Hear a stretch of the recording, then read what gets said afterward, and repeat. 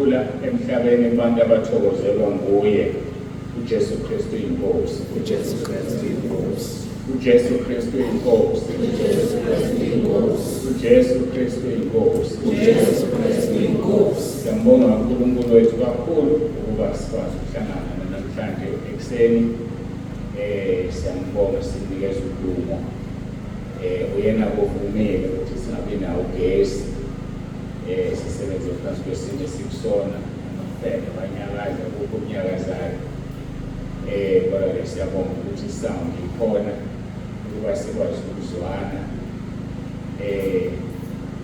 Ngicabanga ukuthi asinazo-ke imemezelo ey'ningi ngaphandle kokuthi ukudinga inkosi-ke siyadinga namhlanje ukudla. Soze sibone mhla ka-22 Januwari ekuseni uNkulunkulu wethu sasibekile engakhethanga ukusilanda ngesikhathi somkhosi. Angazi abantu abalokhu umkhosi ngoba masilandwe ngesikhathi somkhosi silandwe sikahle siyingcwele songena sigijima ezulwini. Kodwa-ke abalokhu umkhosi-ke angazi-ke nayo. Kodwa-ke siyawuqala kumkhosi ka-21 days. Siyambonga uNkulunkulu kakhulu ngawo. Iviki lokuqala ngishilo ngathi sibonga uNkulunkulu ngonyaka esiphuma kuwona. Siyambonga, siyamdumisa ey'nkingeni esibe nazo nabangazange babe ney'nkinga. Siyambonga uNkulunkulu. Bayangikhumbuza-ke abakhulumayo la amazwi engeke ngiwakhulume kade ngawaqala. Ngangeke ngizibuze uma ngizwa umuntu ethi lo nyaka ungiphatheleni. Bese ngizibuza unyaka onezandla uyaphatha yini? Hhayi kwaze kwafika kimi kusukela ngangisemncane nje kwafika kimi hayi unyaka uyafana neminye iminyaka. Unyaka uney'nyanga eziwu-12 njengeminye iminyaka, unamaviki awu-52, yonke into iyafana. Ayikho into ephethe unyaka. Nakusasa uNkulunkulu esidinga 1 Januwari liphuma ilanga ngendlela eliphume ngayo. Akukho okushintshile. Okushintshile ukuthi wena uwuphatheleni unyaka. Hhayi ukuthi uthi unyaka uphatheleni ngoba unazo izandla. Uyafana neminye iminyaka. Wena yini oyongena nayo kulo nyaka esiyawona na? Uwuphatheleni unyaka? So-ke kuhlale kunjalo nje ithini esiphathayo usiphathele unyaka. Kufana nosuku, uma uyibuka ngensuku zonke ziyafana. Kwenziwa into eyodwa. Ngiyakhumbula khona omunye intombazane esasisebenza naye kwa-Metropolitan eminyakeni eminingi edlule ethi impilo iyambhora. Ngiyalahleka ngithi ibhora kanjani impilo? Ukuthi iyambhora ngokwenziwa into eyodwa. Uyavuka ekuseni, ugeze, ugqoke uhambe emsebenzini, ubuye ntambama, udle, ugeze, ulale. Kwenziwa into eyodwa nje emhlabeni zonke iy'nsuku. Uma uphekayo uyapheka nje. Upheke ekuseni, upheke emini, upheke ntambama. Alukho ushintsho. Wathi impilo iyambhora. Ngayibona le nto hayi impela umuntu wenza into efanayo zonke iy'nsuku. Ungashintsha ngolunye uhambe edrobheni ngoba uzoba uyanga. Kodwa awuqali edrobheni wawaya futhi ngelinye ilanga. So kuyafana nje, kuyafana. Kodwa uma unoJesu akukho okubhorayo ngoba wenza intando kaNkulunkulu ehlala ikumangaza zonke iy'nsuku. Basho njalo abafundi Mark chapter 4 verse 41 bathi kanti ungubani lo?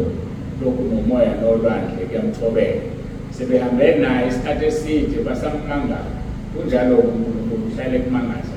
Njalo nje uthi uma ngabe uhlangabezana nenkinga exazulela yona bese uyamangala. Bese iyaphela-ke ibhodongo. Phele kubabhodi. Babhodi yilabo abangenayo uJesu. Bese-ke evikini lesibili sobe sikhulekela lo nyaka esiwuqalayo ukuthi uNkulunkulu abe kanye nathi, abe nemindeni yethu, basindiswe abantu bafinyelele ekulazini iqiniso njengoba uyintando kaNkulunkulu. Basindiswe abantu ngawe, basindiswe abantu ngendlela uNkulunkulu ahlose ngayo, beze ekhaya lethu ubalethe, beze entabeni yendlu kaJehova kuyabonelela ubalethe, baye emabandleni akhonzwa khona uNkulunkulu ngeqiniso ngoba ilokhu uNkulunkulu akufunayo. Okufanele ukuthi sikwenze ngenkambo yethu sikwenze ngemilomo yethu, sikwenze ngezenzo zethu. Iviki lesithathu sizobe simbonga ukuthi lokho ebesikutshele evikini lesibili sesinikile. Kusho njalo izwi lenkosi lithi linxuse ukubonga. Uma uthandaza mbonga uNkulunkulu sekunikile into oyifunayo, ujatshulisa ukuthi uyakholwa ukuthi usekunikezile. So-ke kulula kwaleli sonto sikhulekela ukubonga unyaka odlule isonto lonke, noma kubi noma kuhle. AbaseThesalonika bokuqala chapter 5 verse 18 lithi nibonge ngoba konke kuyintando kaNkulunkulu ngani. Uma ushonelwe kulo nyaka mbonge, uma ugulile wadlulishwa esibhedlela mbonge. Mbonge nje ngayo yonke into eyenzekile ngoba yena kuyintando yakhe ngathi.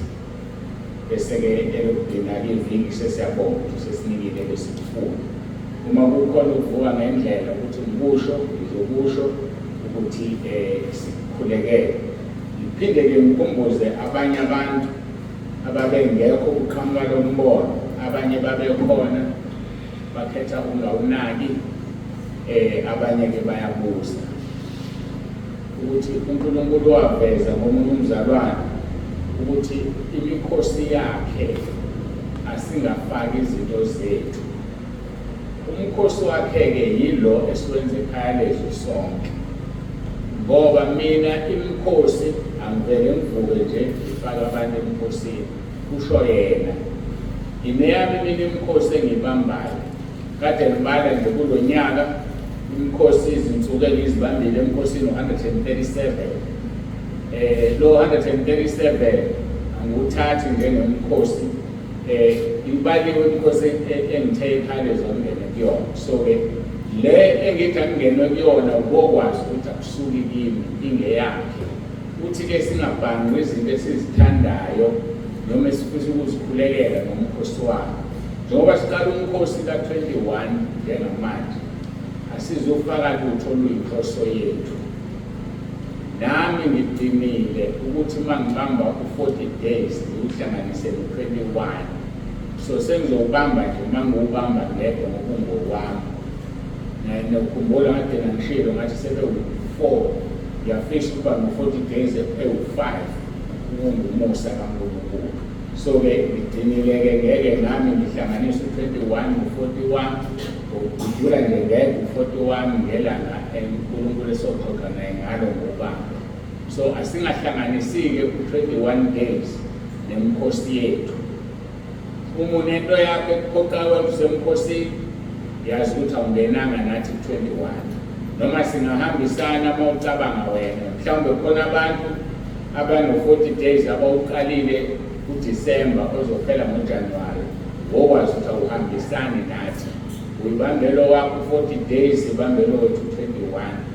So ihamba kanjalo ngelento. Imikhosi kaNkulunkulu asizuyihlanganisa neyethu. Uma unento zakho ufuna ukuzikhulekela, khetha namuhla ukuthi uthatha wakho umkhosi, asiyeka thina siyithathela u-21 noma uthatha nathi u-21. So sesiqedile bese ungena kowakho umkhosi ngesikhathi sakho sithandayo.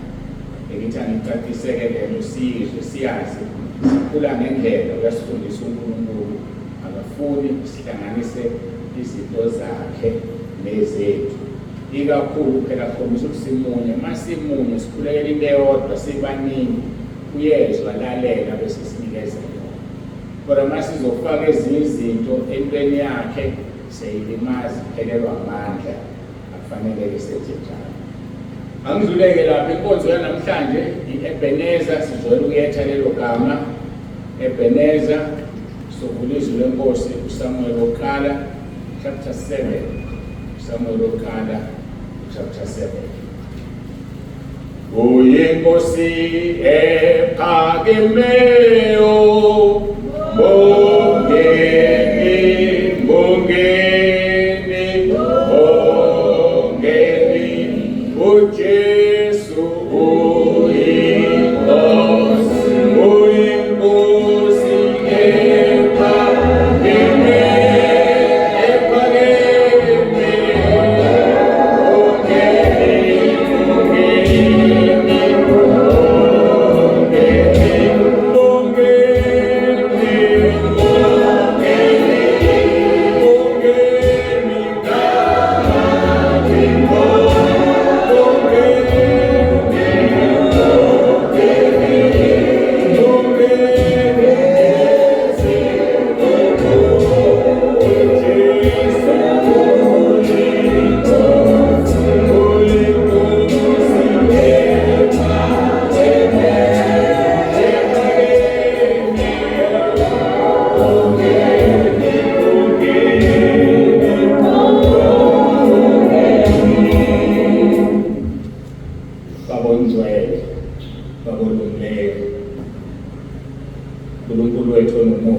Jehova sebawoti. Siyathoba phambi kobuso bakho ngalesi sikhathi sibonga uthando ukuba Nkosi sisosukwini lokugcina lalo nyaka. Sisabona uzayo ususeduze.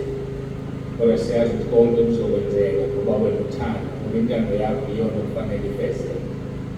Ngiyacela-ke Nkosi ube nathi kule nkonzo yokugcina yonyaka.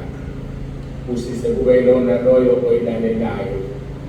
Ungabe uyilalela manje bukhoma noma uzoyilalela ku-YouTube noma uyilalela ku-WhatsApp. Ngiyacela Nkosi ukuthi umbusise ayibambe imfihlakalo ekhulunywayo kule nkonzo. Iba nathi-ke Nkosi ngomoya wakho oyingcwele usiphole ukuba nami ngihlale phansi ngilalele izwi lakho njengabo bonke ukhulume usebenzise lo mzimba, usebenzise lo mudala, ingcebo yakho ehlezi kulona. Sicela konke lokhu ngoJesu Kristu inkosi emphilayo. uJesu Kristu inkosi. Amen.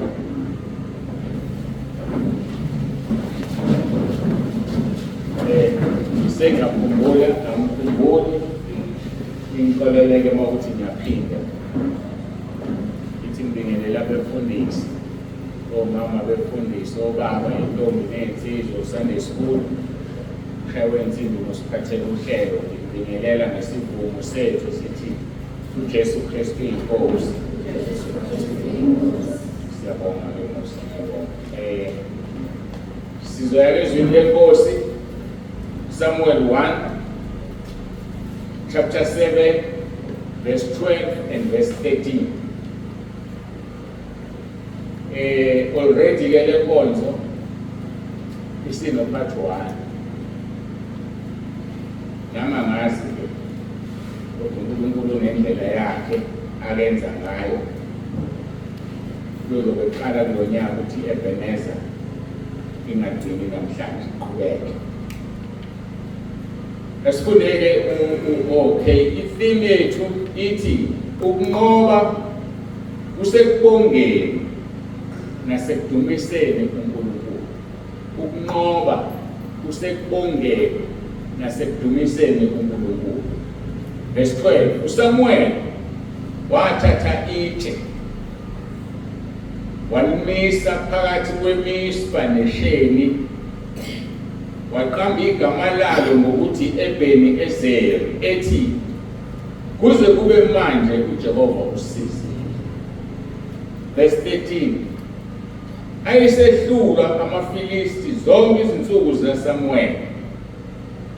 Verse 14, imizi amaFilisti ayeyithathile ku-Israyeli yabuyiselwa ku-Israyeli. Kwaba khona ukuthula phakathi kwa-Israyeli nama-Amori. Yabalabe imizi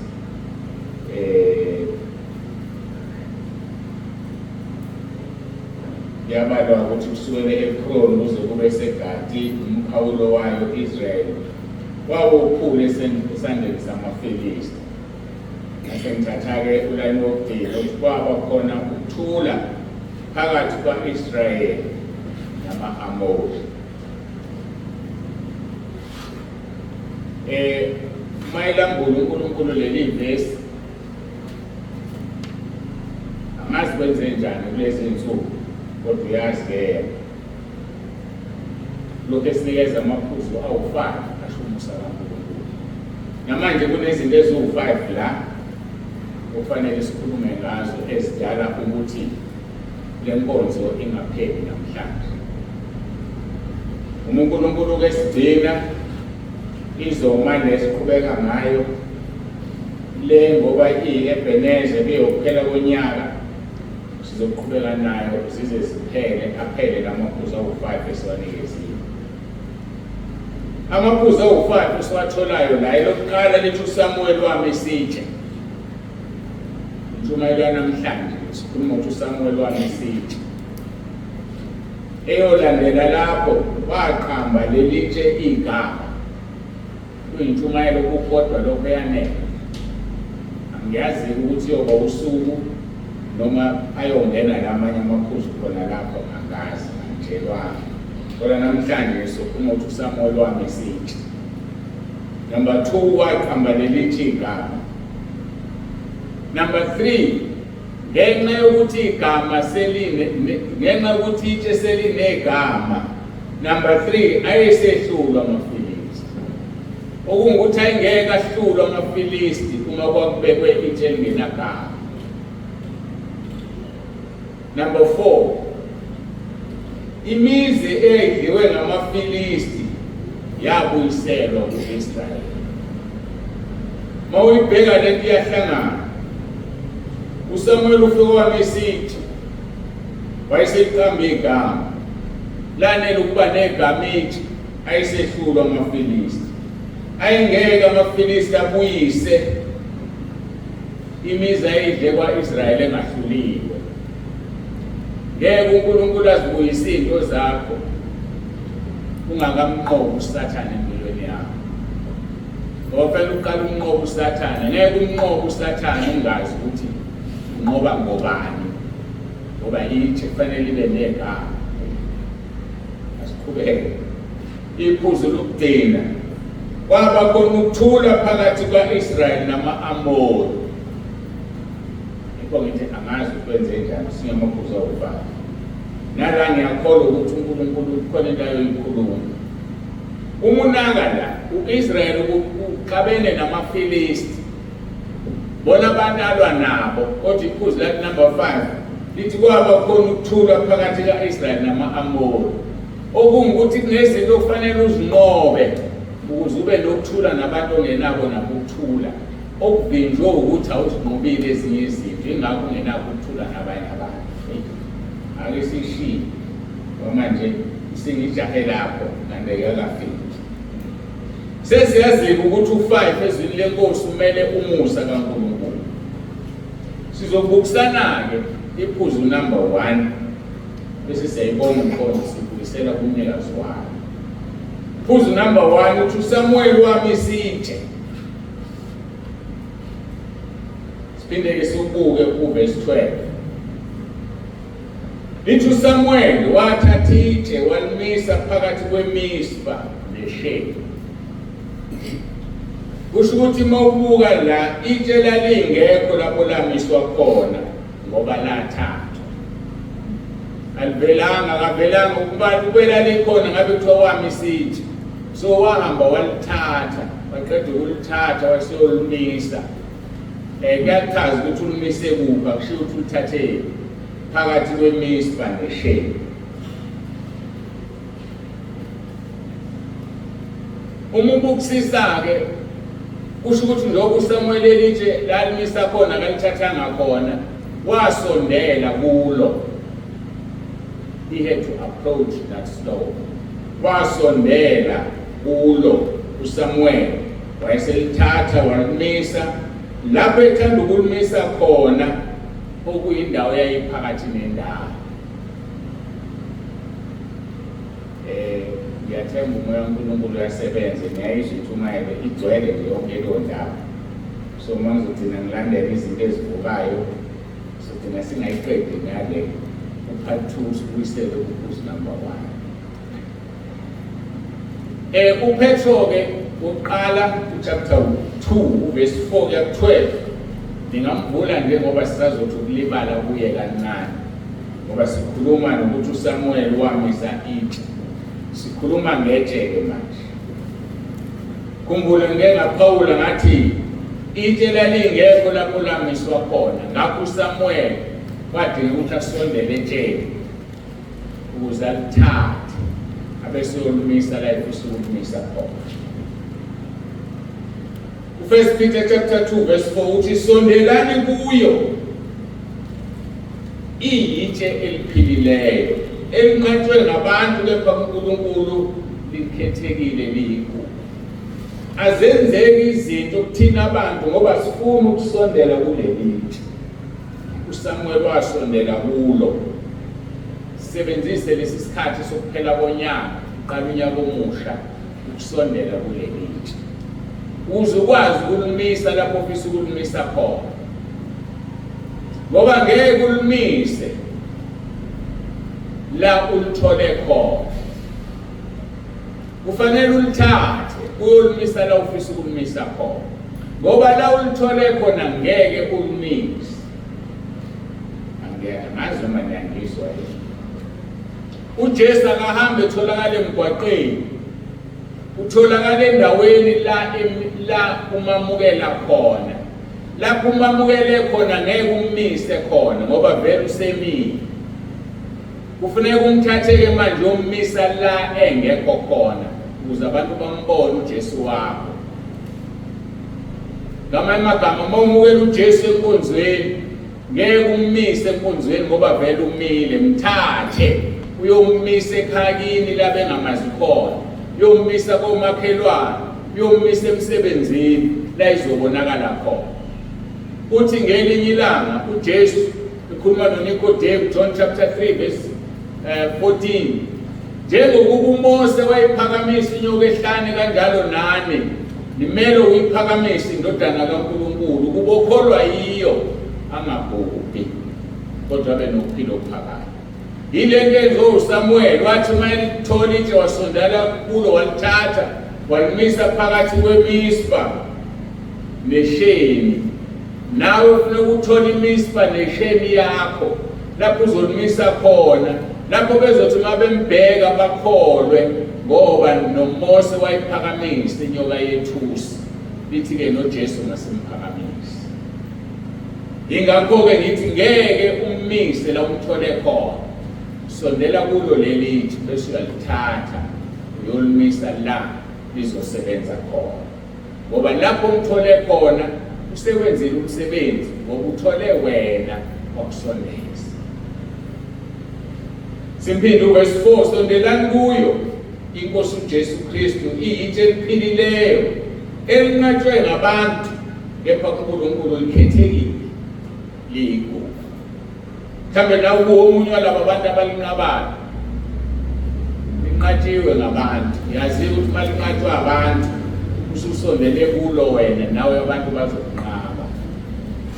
Kungakuphathi kabi ukuthi yanqatshwa, awuthanda emsebenzini, awufuni omakhelwane, as long as ingekho into abangakufuni ngayo ungonile ukuthi uJesu uNkulunkulu wakho ezulwini. Verse 5, nakhiwe njengamatshe aphilileyo nibe yindlu yokomoya, ubupristi obungcwele, ninikele nemihlatshelo yokomoya eyamukelekayo kuNkulunkulu ngaye uJesu Kristu. Uma ususondelile kuleli tshe eliphilileyo lingatshwe ngabantu kepha uNkulunkulu ligugu elikhethekile, yakhiwa-ke phela manje ube njengetshe eliphilileyo, wakheke endlini kamoya kaNkulunkulu eyibandla, uphatheke ebandleni. Ungabe umzalwane ohlule ukuphatheka, ungabe umzalwane ozenzelayo, ungabe umzalwane ophuma eceleni. NgoKhisimusi sikhuluma igama eliyisimanga, angazi noma walibamba yini, elithi ungathi uyingxenye yomzimba bese uthi wena ukho kulowo mzimba. Ngangikhuluma ngabantu abakhonza emabandleni abanezinto abazibhekayo kula mabandla abangazifuni. Athi umuntu hayi mina ngikhonza uNkulunkulu ophilayo ngizoqhubeka nje ngikhonza. Awukwazi ukuba ingxenye yomzimba ongcolile bese uthi ngaphandle kwawo. Namanje-ke awukwazi ukuthi uyingxenye yetshe elakhe ibandla kaNkulunkulu lokwenza izinto ozithandayo.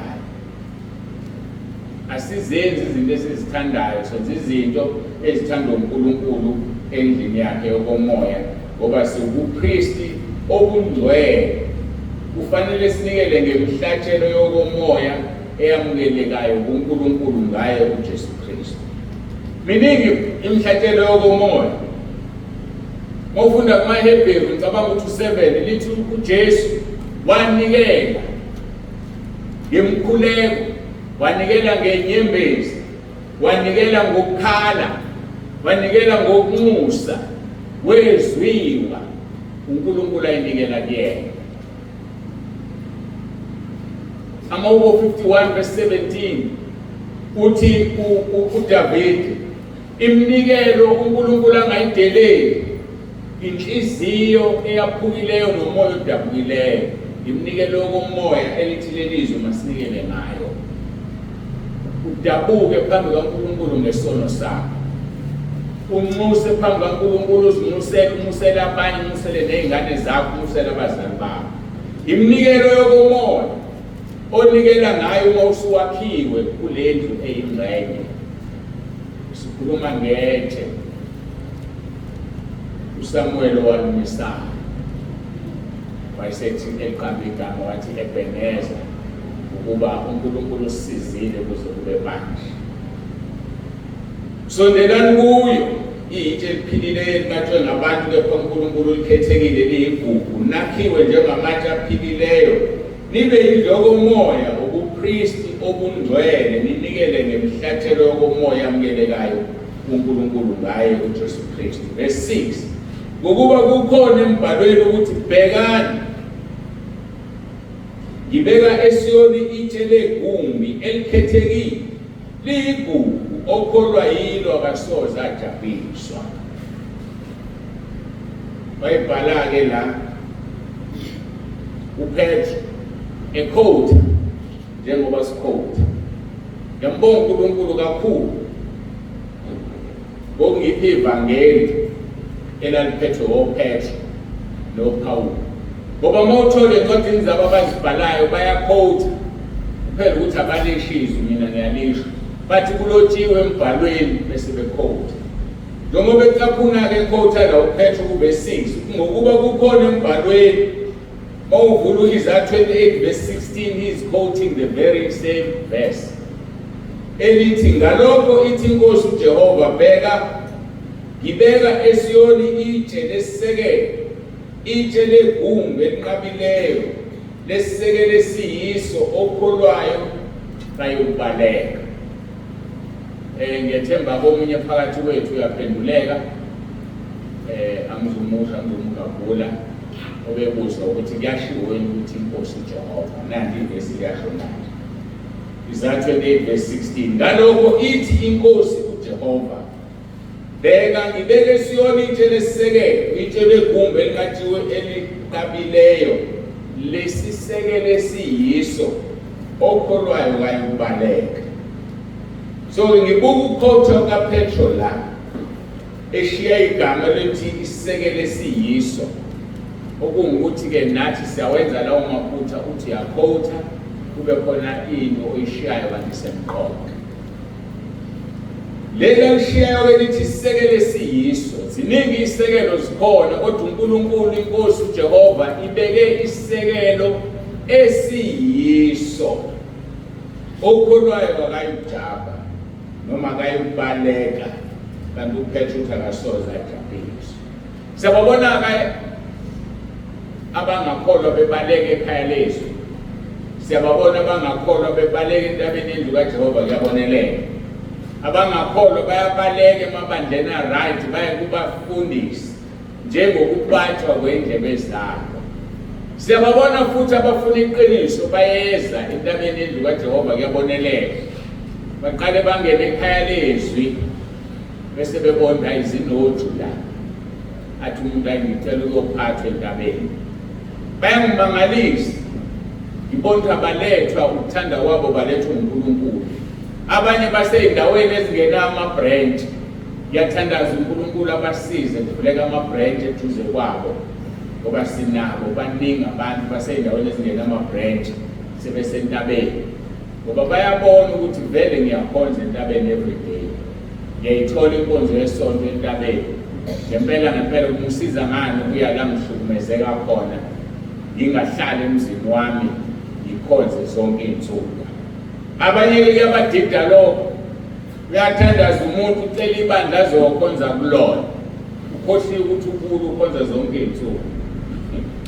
Ngikubuza umbuzo mina, namanje uyafika ukuthi ngombuze, mhlawumbe khona abanye ozobasiza.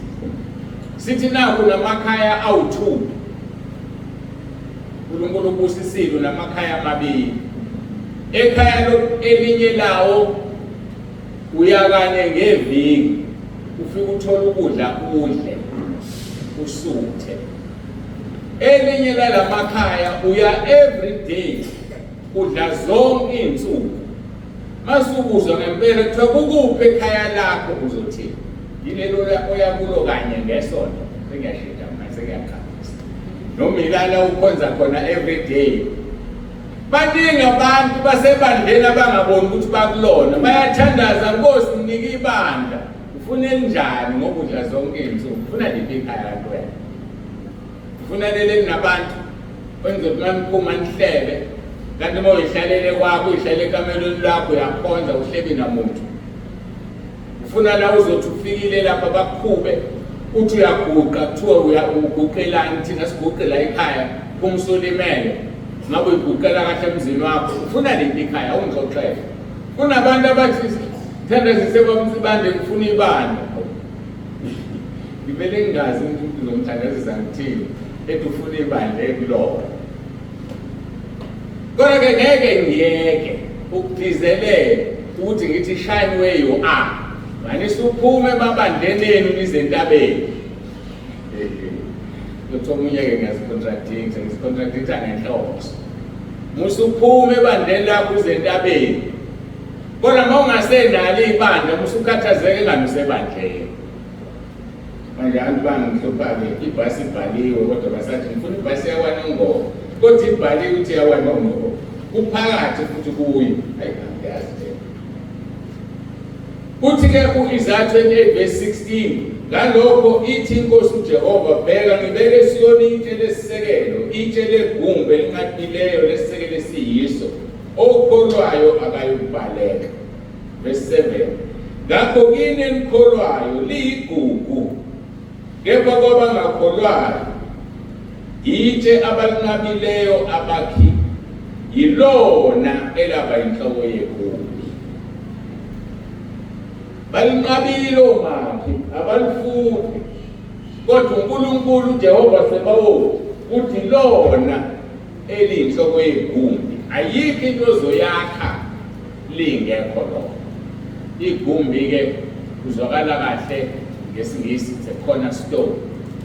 Angazi babakha kanjani izindlu kuqala ngathi babeqala kodwa namanje basenze njalo kuqalwa ngamakhona udonga emakhoneni unyuke emakhoneni ukuze kwakhe ulayini bese kuqala kahle ulayini sebesusele ebhlokisini elingapha nelingana so futhi kusacishe kufana. So uJesu-ke uyi-cornerstone, uJesu uyisekelo aphinde abe yitshe lasekhoneni ukuze indlu ingawi. Ezinye izindlu ziwiswa ukuthi amakhona akhona waqondile. So uJesu is the cornerstone, uyitshe legumbi. Baphumsha kanjalo abasho ababagumbi kodwa liyitshe legumbi. Kodwa bengojabula uma bakwagumbi bengaba yigumbi lasentabeni. Sengishilo bese ngiyandula bayangishwa bakhona futhi baphelele ngokhona ungekho senomthenzi ngithini. Ngakho-ke kini enikholwayo liyigugu kepha kwabangakholwayo itshe abalinqabileyo abakhi yilona elaba inhloko yegumbi. Khona amavesi engifisa ukwathinta akhuluma ngokunqatshwa kwalelitshe okungukuthi walibeka uSamuel lelitshe lakhe kodwa khona lapho lanqathwa khona ngoba lelitshe linebhadi liyanqathwa angazi ukuthi kwenziwa yini. Mawubuka baseRoma chapter 1:16 and 17 lithi izwi lenkosi ngokuba mnamahloni ngevangeli ngokuba lingamandla kaNkulunkulu kube insindiso kulona loyo okholwayo umJuda kuqala nakumGreki ngokuba ukulunga kaNkulunkulu kwambulwa kulo ivangeli kuye ekukholweni kuyisa ekukholweni njengokulotshiweyo ukuthi olungileyo uzophila ngokukholwa. So simele ungabi namahloni ngaleli vangeli, singabi namahloni ngalelitshe legumbi esilinikezweyo. Masizakheni izindlu zethu zokomoya oyindlu kamoya wena oyithempeli kamoya ongcwele esithi masesihlangene siyibandla siyindlu kamoya siyibandla likaKristu. Ungabi namahloni ngalelitshe. Balinqabile omakhi abaphezulu abasezingeni eliphezulu kodwa uthi uNkulunkulu yilona elisisekele liyiso. Mawubuka abaseKorinte bokuqala noma besibili chapter 2 verse 14. Kodwa makabonge uNkulunkulu osikhola njalo odendweni lokunqoba kuKristu nobonakalisa ngathi iphunga lokwazi kwakhe ezindaweni zonke. uNkulunkulu ubonakalisa iphunga ngake ngakhuluma ngale. Iphunga akusiyona into okuyiyona yona, kodwa yinto ekhombisa ukuthi khonani ngale. Iphunga leyo.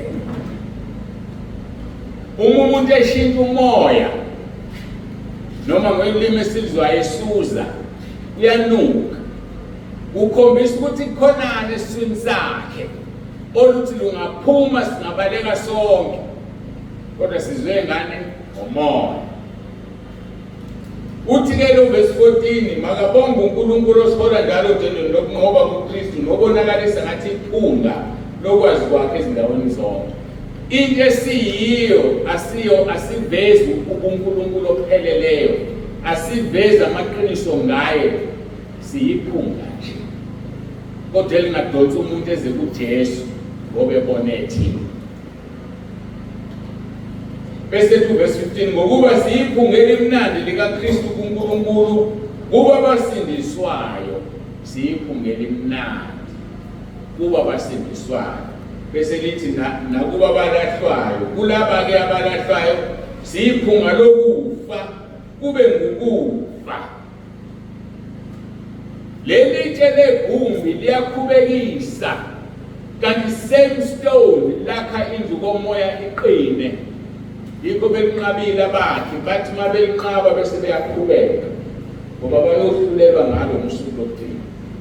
So wena sondela kulelithi njengoba enza uSamuel walithatha walimisa, lithathe nawe lelithi ulimisa. Uzusiza uNkulunkulu akwazi ukuhlulela abanye abantu angakwazi njengamanje uzobahlulela. Ibaphi labo bantu na? Yilabo abangazange babe kunyawo esontweni. Yebo, ngonembeza wabo bazohlulela. Kodwa khona umuntu okhule nje ekhaya kuphilwa noma kanjani akazi ukuthi uqoma noma uqonywa isono. Kubiza wena oke waqomana naye uhambe uyoxolisa kuye. Sibanibani ngiyaxolisa ukuthi ngathandana nawe, isono kuNkulunkulu. Hawu isono ngiyacela ungixolele. Athule noma akakuthandayo kodwa ngasho ukuthi uyaxola. Ngosuku lokugcina ukuthi mayelahla esikogweni ngokuthi wahambe eqoma noma eqonywa, athi mayithi Nkosi mina ngangingazi, bese kuthiwa ngamsibani bami wafika kuwe waxolisa. Wawuthi wenzani? Nathi wafika kutshela wathi le nto abenza nawe isono. So ngamanye amagama masibe yiphunga elimnandi elidala ukuthi abantu bazi kangcono ngoNkulunkulu, ngoba wena uhambile wayoxolisa kumuntu owonene naye. Ngoba uma ungaxolisile awulumisile lelithi endaweni ephakathi nendawo lapha abantu bezobona khona. Litshe legumbi liphilile. Sibheke abaseKorinte bokuqala, sisakhuluma ngayo le ndaba yabantu abaphilayo. Chapter 1 verse 18. Lithi ngokuba izwi lesiphambano kwababhubhayo lingubula, kepha kuthina esindiswayo lingamandla kaNkulunkulu. The same way kwababhubhayo lingubula, itshe enqatshwa abakhi liwubula kubona, kodwa kuthina litshe legumbi lisisekelo esiphilileyo.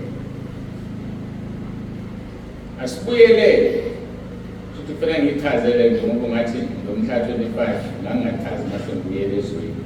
Sibuyela ke manje ku 1 Peter chapter 2 siya ku verse 8. Netshe lokukhuzula nedwala lokukhubekisa baqhuzuka bengalaleli izwi okuyikhona bekumiselweyo. Siyezwa leli tshe liyakhuzula, leli tshe liyikhona stone libaqhuzula ngoba abalaleli izwi okuyikhona bekumiselwe. Ukwazi ukuthi umiselwe ukulalela izwi kaNkulunkulu wena. ukumiselwe ukulalela izwi likaNkulunkulu. So uma ungasalaleli uyaqhuzuka. No wonder impilo yakho ingaseyona lento yakaba yiyona mhla ulalelile ngoba usalaleli manje izwi likaNkulunkulu. Usuthi mawuthi uye enkonzweni ku YouTube ugcina ungayanga uduke kulezi izithombe zabanqunu. Dukiswa yini na? Ngoba ufuna ukulalela izwi likaNkulunkulu. Athi lapho kuJeremiya mangukuthi ngizakhumbula kahle ngikhohliwe ichapter. Ngakhuluma kuwo usenenhlanhla. Kodwa ulilalela ngizwi lami. Athi kuyindlela yakho yasebusheni ungalilalela izwi. So kuyinkinga ungalilalela izwi likaNkulunkulu. Kuyisono ungalilalela izwi likaNkulunkulu. Athi umoya kaNkulunkulu uhamba ulalela inkonzo singenile ekhaya lezwi. Usufika ulahleka endleleni uthathwa ezinye izinto. Uthi yaqala uyakhumbula isikhathi asekho sekufanele wenze okunye. Isono leso. Itshe lokukhuzuka nedwala lokukhubekisa abakhuzuka bengalaleli izwi okuyikhona bekumiselweyo. Verse number 9.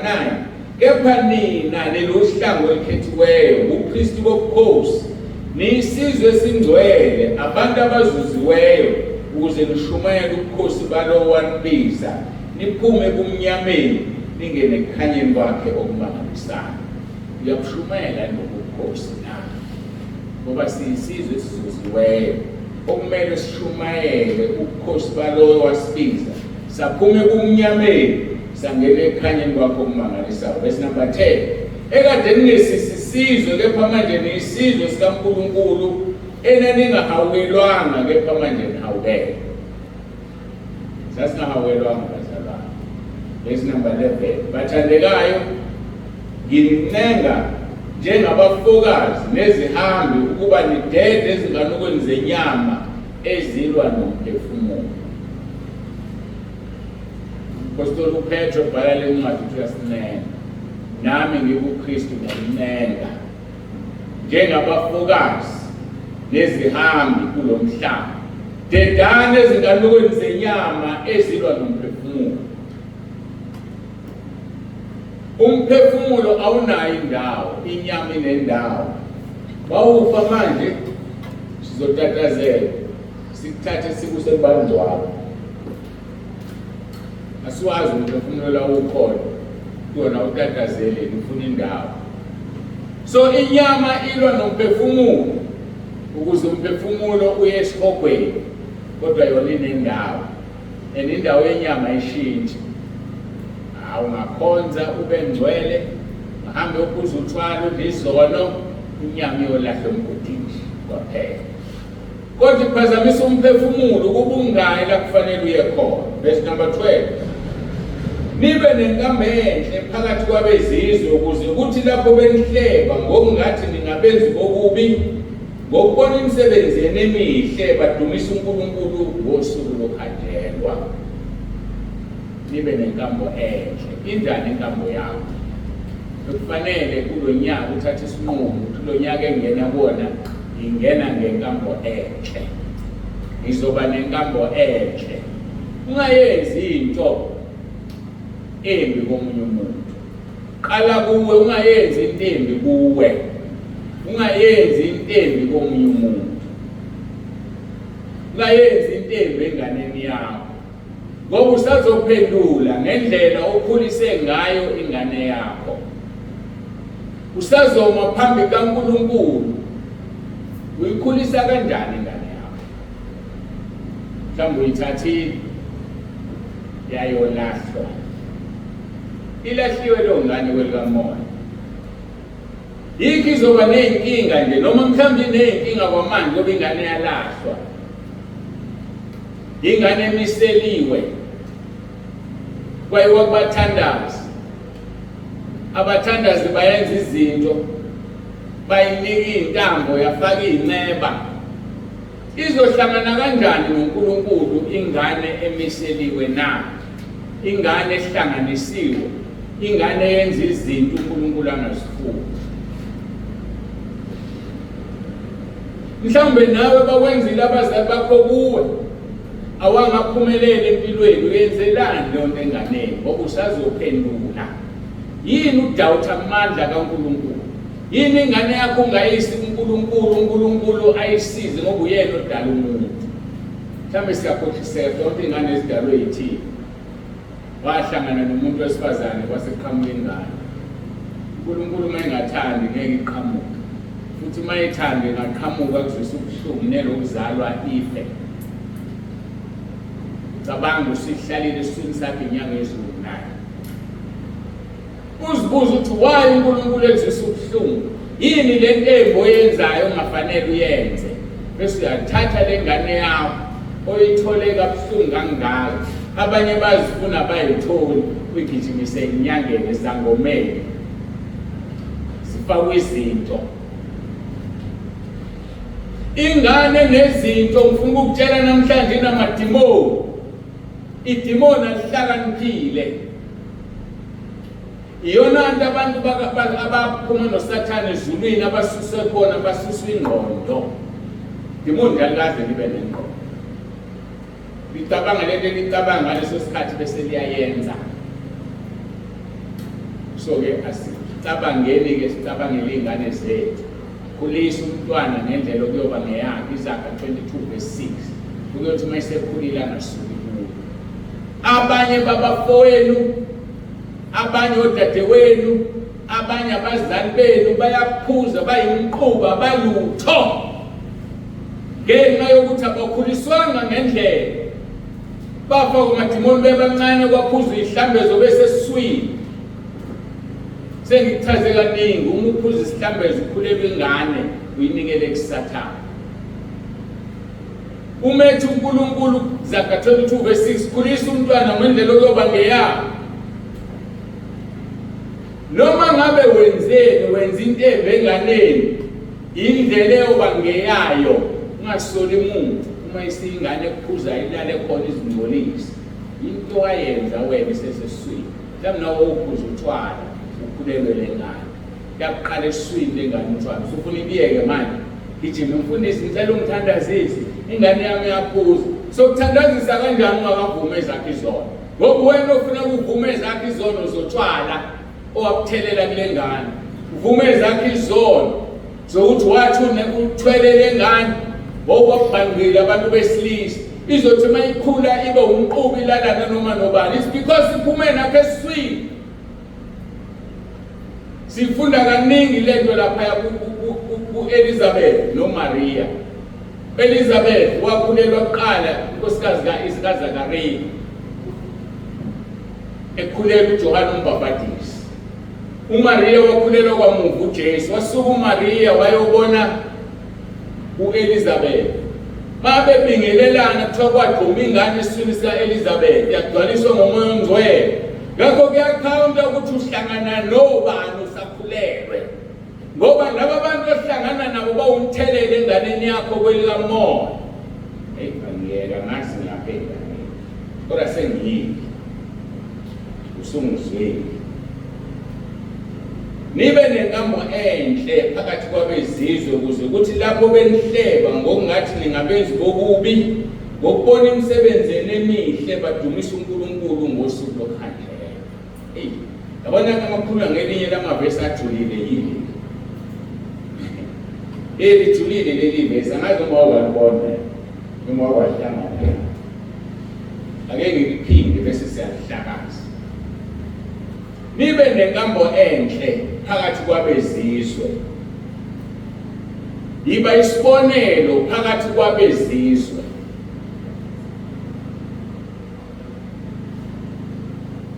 Ukuze kuthi lapho benihleba ngokungathi ningabenzi bokubi ngokubona imisebenzi yenu emihle badumisa uNkulunkulu ngosuku lokhandlela.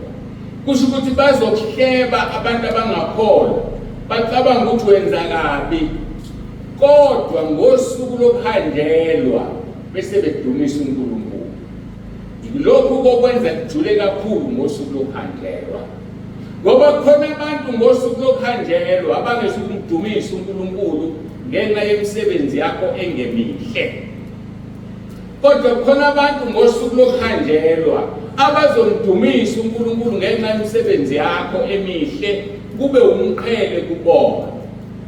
Ufuna sihlakaze kanti yini ukukhandelwa? Ngoba usuku lokukhandelwa usuku olujule ngendlela oluyisimanga. Uma sibheka New King James Version, that they may glorify God in the day of visitation. Usuku lokukhandelwa is called a day of visitation. Usuku lokuvakashelwa. So wonke umuntu emhlabeni unosuku lokuvakashelwa, bathi ngesilungu every dog has its day. Inja nenje inosuku lwayo. Kodwa ke leyo proverb ayisho-ke lokukhandelwa. Isho ukuthi bese nawe lwakho usuku. Ubona izinto zizinhle namhlanje nawe nolwakho usuku. Kodwa ke bona bese befanisa ngeproverb leyo isithanga. Every dog has its day. Kuthiwa ke that they may glorify God in the day of visitation. Bazomglorifya uNkulunkulu ngenxa yemisebenzi yakhe emihle akade bengaboni ukuthi mihle, abazobona ngalolo suku ukuthi mihle, and then they glorify God. Kunzima ukuchazela ukuthi. Ngelinye ilanga ngake ngachaza ngathi khona indawo omunye umfundisi wathunywa uyoshumayela khona kulezi ndawo ezingapha phesheya. Mayihambile uyoshumayela kanti alivunyiwe izwi likaNkulunkulu lapho, wabulawa. Ebulawela ukushumayela nokuthatha igama likaJesu. Kwadlula iminyaka uNkulunkulu wathuma omunye umuntu, omunye umfundisi, wamtshela ukuthi usibani bani ngimthumile bambulele, wena ngifuna ufike uphile inkambo nje kuphela. Wafika lo mfundisi waphila inkambo nje kuphela, akashumayelanga, akavulanga bandla, waphila inkambo nje. Waphila ubungcwele, wazilimela, wazivunela, wazidlela, wapha abampofu, wenza konke okusezwini ngezenzo hayi ngomlomo. Imisebenzi emihle leyo. Angiphindele leli verse ukuze nibone umthazalo. Nibe nenkambo enhle phakathi kwabezizwe ukuze kuthi lapho benihleba ngokungathi ningabenzi bokubi, ngokubona imisebenzi emihle badumisa uNkulunkulu ngosuku lokukhandelwa. Yazi yafa le ndoda yanzwathwa. Yadlula iminyaka uNkulunkulu wathuma umfundisi wesithathu, sekuvunyelwe manje ukushunyayela. Lelizwe selivumile manje. Mayifika le ndoda ishumayela ngoJesu, imchaza ukuthi unjani. Ithi mayiqeda ukushumayela bafika abantu bana bathi siyamazi nalo muntu okhuluma ngayo, singokhombisa nje ithuna lakhe. Uphilile phakathi kwethu. Le nto ikhulumayo simbonile yenza. Waze sikhombise nathi ithuna lakhe. Okhomba ithuna lo mfundisi number 2 washumayela ngegama. Shumela lo mfundisi athi mayiqeda siyamazi nalo Jesu okhuluma ngayo, uphilile la. Yini ke leyo na? Ile leshoyo lelizwe. Ukuthi abantu babone imisebenzi emihle ukuze during the day of visitation mase bevakashela uNkulunkulu baphenduke bamkhonze. Bathi siyamazi nalo uNkulunkulu okhuluma ngayo uphilile phakathi kwethu, because wena uphilile ngoba lemisebenzi emihle. Athi mase bavakashela uNkulunkulu kube lula ukuphenduka. Siyalizwa ukuthi kujule kanjani. So kusho ukuthi kunabantu abazohluleka ukuthatha uJesu ngenxa yenkambo yakho ngoba umvezanga uJesu phakathi kwakho. Igazi labo lizophuma kuwena. Kunabantu abazomthatha kalulu uJesu ngoba imisebenzi yakhe imihle, ngosuku lokukhandelwa bamdumisa uNkulunkulu. Bathi thina lokhuluma ngayo siyamazi ngoba siphumile. Again, he showed in Taze in English the visitation that they may glorify God in the day of visitation. In the day they shall be brought to Christ through your lives of suffering and by your good works. Usuku lokuvakashelwa, usuku lokukhandelwa. So wonke umuntu nosuku lokukhandelwa. Basuke bekhuluma imfihlakalo labo ukuthi asifuna ukuyamukela sibajahile. uthi uma ukhuluma nomuntu amshumayeza athi lezi isikhathi sami asikafiki wazi kanjani ukuthi sizofika kahle kahle uqinisile ngoba there will be a day of visitation. It could be it's not today kodwa liyeza wena okwakho phila phambi kwakhe ukuze ngosuku lwe-visitation aphenduke. Yenzekile lento uJesu ezweni lakubo kuMatthew chapter 9 verse 8 lithi kepha izibuku zikubona zethuka zamdumisa uNkulunkulu onikile abantu amandla njalo. Zamdumisa uNkulunkulu onikile abantu amandla njalo. Lithuleke malinje ulizwathi mozoqala phansi verse 1 kaMatthew chapter 9. Wayesengene emkhunjini uJesu wezemzini wakubo. Bheka baletha kuye umuntu ofe uhlangothi elele ohlakeni. uJesu ebona ukukholwa kwabo wathi kofe uhlangothi yima isibindi indodana uthethelele izono zakho. Enjani uJesu ebona ukukholwa kwabo. Kunabantu abazosinda bathethelele izono ngenxa yokukholwa kwabo. Yazi ngithatha mina ukukholwa kwabo ukukhiye kwabanye abantu. Khona abantu abazothethelela izono, khona abantu abazosinda ngenxa yokukholwa kwabo uJesu abathethelela izono. Ukuthi khona abantu ngenxa yokudembesela ukukholwa kwabo ngakunaki ukuthatha isiriyazi abazoyisihogweni kazi lapho ufuna ukwenza. Uthi kuJesu ebona ukukholwa kwabo yimi isibindi indodana uthethelela izono zakho. Verse 3 bheka abathile kubabhali bathi phakathi kwabo babecabanga lo uyahlambalaza. Bese uJesu ethethelela izono bathi uyahlambalaza. Kwenziwa yini lokho na? Babe ngakayiboni imisebenzi yakhe emihle. Ngale visitation yakhe esikhundleni sokudumisa uNkulunkulu bathini bathi uyahlambalaza. Wayeseqala uJesu wenza imisebenzi emihle lokuthiwa masiyenze ukuze abantu during visitation bamdumise uNkulunkulu. uJesu verse 4 ezazi izinto zabo wathi nizindlelani okube ezizweni zenu na. Verse 5 ngokuba yikuphi okulula ukuthi uthethelele izono zakho noma ukuthi vuka uhambe na. Yikuphi okulula. So imisebenzi emihle yenza umuntu aphenduke kalula. La uJesu wayengakayenza imisebenzi emihle wayithethelela izono okuyinto esingayiboni eyenzeka kwelikamoya bacomplain ezizweni zabo. Verse 6 kepha ukuze nazi ukuthi indodana yomuntu inamandla emhlabeni okuthethelela izono khona wathi kofe uhlangothi vuka thabatha uhlaka lwakho uye endlini yakho. Nanso-ke imisebenzi emihle. Verse 7 wavuka waye endlini yakhe. Nangu verse 8 esimfundile kepha iziquku zikubona zethuka zamdumisa uNkulunkulu onikile abantu amandla njalo. Bengakayibona imisebenzi emihle abantu akulula ukuthi baphenduke kodwa bafuna imisebenzi emihle. Ngakho amagama asisho ukuthi akube nemangaliso ngaso sonke isikhathi uvuka abantu cha phila wena ube nemisebenzi emihle unaka abampofu abantu during visitation bayomdumisa uNkulunkulu onikile abantu amandla njalo. Besikhuluma-ke ngephuzu eliwu-number 1 kwawu-5 athi uSamuel wamisa itshe. Phuzu number 2 waqamba lelithi igama. Phuzu number 3 ayesehluka amaFilisti. Phuzu number 4 imizi eyayidliwe ngamaFilisti yabuyiselwa kwa-Israyeli. Phuzu number 5 kwaba khona ukuthula phakathi kuka-Israyeli nama-Amori. Enkonzweni elandelayo-ke sokhuluma ngopoint number 2 othi waqamba lelithe igama. Khumbula sithe ifilimu yethu okubukeke ngathi ayinakekile noma ayidizeleleki kanti iyadizeleleka.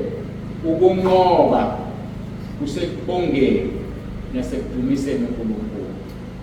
Ngesikhathi uma usolalela amaphuzu ami ngesikhathi uSamuel emisithi eliqambe igama ethi kuze kube manje uJehova usizile wayemdumisa kwase kuba nokunqotshwa ayisehlula amaFilisti point number 3 imezi yayidliwe yayisiyabuya kwaba khona ukuthula ngamanye amagama impilo yethu is relevant ukuthi ngoba angidizeleli kakhulu kodwa irrelevant ithi ukunqoba kusekubongeni nasekudumiseni uNkulunkulu siqeda unyaka esiuqedayo masimbongeni uNkulunkulu first week yomkhosi 7 days first 7 days simbonga uNkulunkulu ukunqoba kusekumbongeni uNkulunkulu moya kwesambulo lithi uSathane bamnqoba ngegazi lewundlu kungukuvuma izono kezwe ngegazi lewundlu number 2 bamnqoba ngokufakazi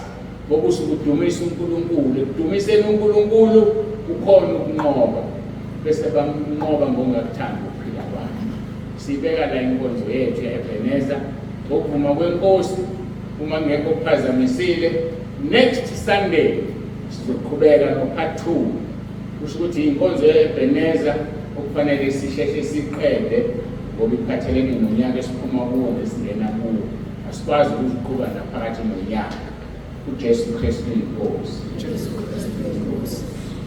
ngiyacela ukuthi sibuke sikhangaze sibongiswe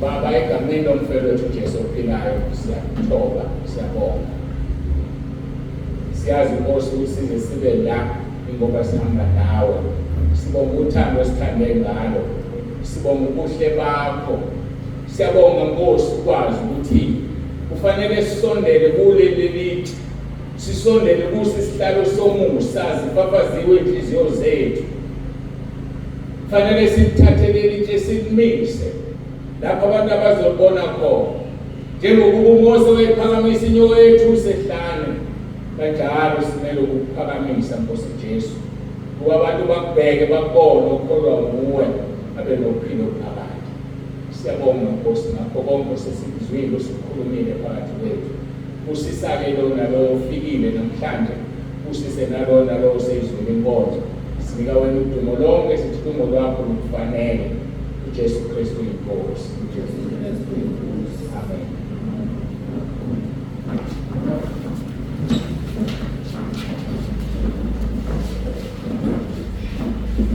Ngikhumbula uJesu umhlengi ngikhumbula amalanga sengibuka ngehoba